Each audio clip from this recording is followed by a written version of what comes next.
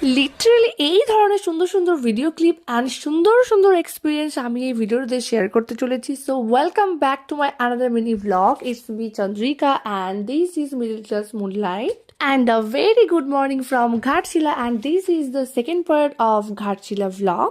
আর এই সুন্দর জায়গাটা আমাদের হোটেলেরই একদম বাইরে একটা বিশাল বড় গার্ডেন, যেখানে আছে অনেক এরকম দোলনা আর আছে স্লাইড। আর আমি যেটা ভুলে যাই, হয়তো ব্লগার খাওয়ার পরে মনে পড়ে যায় আমি ভিডিও বানাতে ভুলে।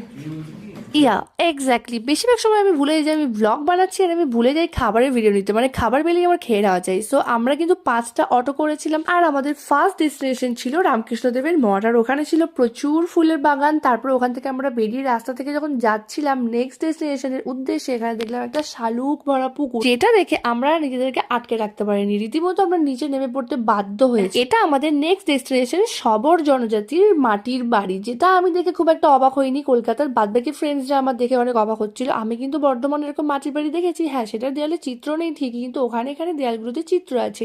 ও আর একটা কথা, অটো কাকুর কথা মতো এই বাড়িটা নাকি সেই বাড়িটা যেখানে ইষ্টি কুটুম সিরিয়ালের শুট হয়েছিল। আর আমাদের নেক্সট ডেস্টিনেশন হচ্ছে পাহাড়, ওই যে গাছের ফাঁক থেকে দেখা যাচ্ছে। আর এই এত সুন্দর রাস্তাটা ধরে আমরা চলে গেলাম একদম ফুলডুগুড়ি পাহাড়ের গায়ের কাছে, আর তার পাশেই আছে বুড়োডিহি বাঁধ, যেটা অসম্ভব সুন্দর।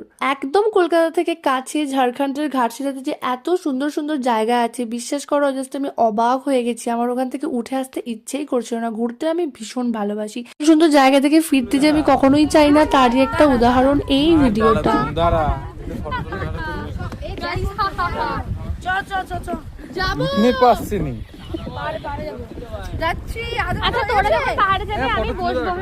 আমার বন্ধু তাড়া দিচ্ছে, আমি যেতেই চাইছি না। আসলে আমি পাহাড়, সমুদ্র, জঙ্গল, ঝর্ণা সবকিছু ভালোবাসি। আর এটা হচ্ছে ফুলডুগরি পাহাড়ের উপরে, যেখানে আমি চড়ে উঠে বসে গেছি। আসলেই তো আমি এই সব কিছুই চেয়েছি জীবনে। এই একটা ট্রিপ আমার কাছে একটা স্বপ্ন পূরণের মতো। আর 2025-এর এটা হলো আমার 4 number trip, and this all are like an achievement for me. তো চলো আমরা এবার যাই আমাদের নেক্সট ডেস্টিনেশন হচ্ছে আমাদের ফুলডুগরি পাহাড়েরই একটা অংশ, যেখান থেকে একটা ঝর্ণা নেমে এসছে সেখানে। আর সেখানে যেতে গেলে আমাদেরকে পায়ে হাঁটতে হবে 20 মিনিটস, থাকবে না কোনো নেটওয়ার্ক। আর যাওয়ার অনেকটা আগে থেকেই তুমি শুনতে পাবে ঝর্ণার ঠিক এরকম একটা আওয়াজ।